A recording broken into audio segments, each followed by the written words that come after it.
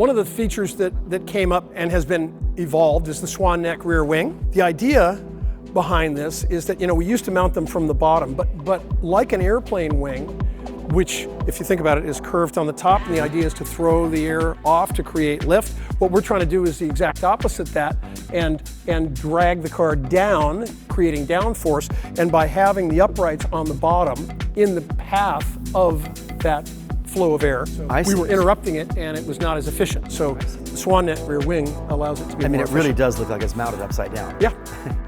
And then in the back, this gives us the opportunity to see the new intake system, and this is really what is helping this mid-engine car. We had restriction in the airflow because one was intake and one was exhaust in the sides. We did have definitely high oil temperatures in the car. They were 250. So we've taken the breathing function away from the side vents and put them where the quarter glass used to be, and we now intake through that area. I see.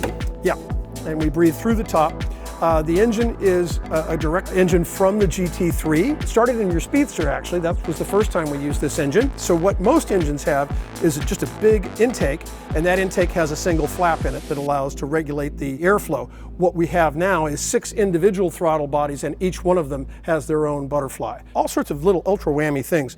Variable valve timing, variable intake timing.